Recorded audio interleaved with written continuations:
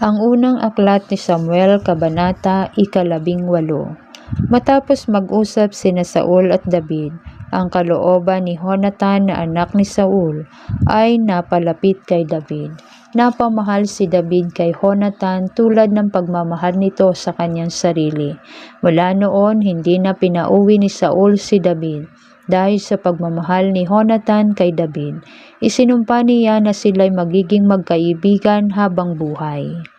Ibinigay niya kay David ang kanyang balabal at kagamitang pandigma, pati ang kanyang tabak, pana at sinturon.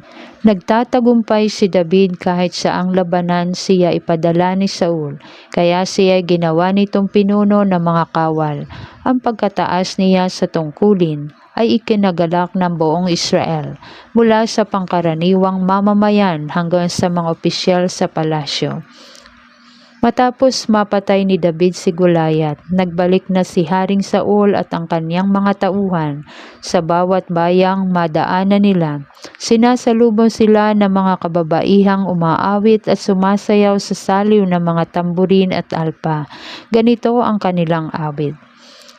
Pumatay si Saul ng libo-libo, si David na may 10,000. Hindi nagustuhan ni Saul ang sinasabi sa awit.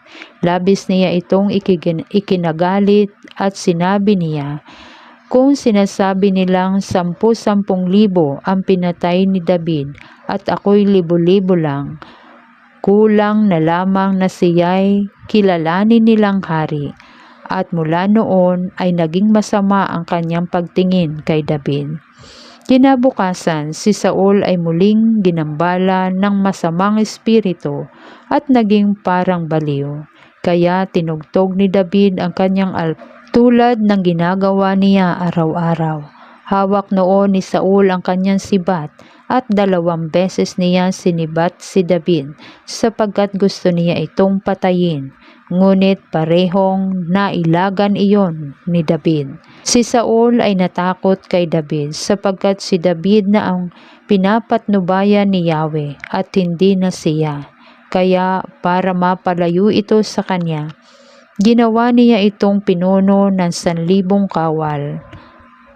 Pinangunahan ni David ang kanyang mga tauhan at anuman ang kanyang gawin ay nagtatagumpay siya sapagkat pinapatnubayan siya ni Yahweh. Dahil dito, lalong natakot sa kanya si Saul.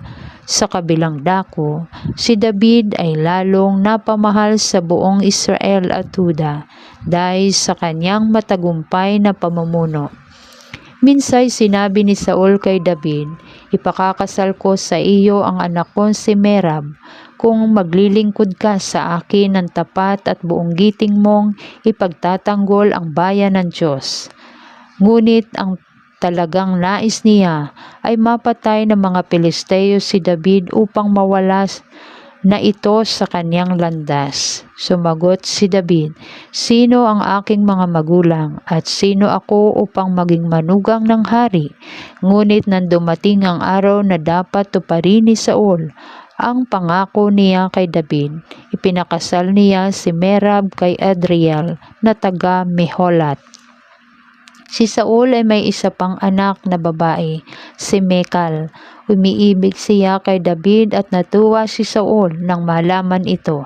Sa loob-loob niya, si Michal ang gagamitin ko upang maipapapatay ko si David sa mga Pilisteo. Kaya't muli niya sinabi kay David, ngayon talagang magiging manugang na kita. Kinausap pa ni Saul ang kanyang mga tauhan sa palasyo upang hikayatin si David. Ipinapasabi niya, gustong-gusto ka ng hari, pati ng kanyang mga tauhan, kaya pumayag ka ng maging manugang niya. Nang marinig ito ni David, sumagot siya, mari ba akong maging manugang ng hari, gayong ako'y mahirap lamang at walang may pagmamalaki? Sinabi nila kay Saul ang sagot ni David. Ipinapasabi naman uli ni Saul, sabihin ninyo na wala akong hinihinging dote, kundi 100 balat na tulian ng mga Pilisteo bilang paghihiganti sa kaaway. Iniisip ni Saul na ito na ang pagkakataong mapatay ng mga Pilisteo si David. Nang marinig niya ito, natuwa siya sapagkat kung magawa niya ito, ay maaari na siyang maging manugang ng hari.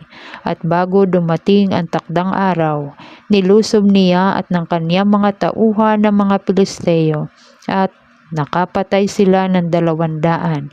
Ang mga balat na pinagtulian ng mga ito'y dinala niya sa hari. Dahil dito, ipinakasal sa kanya si Mikal.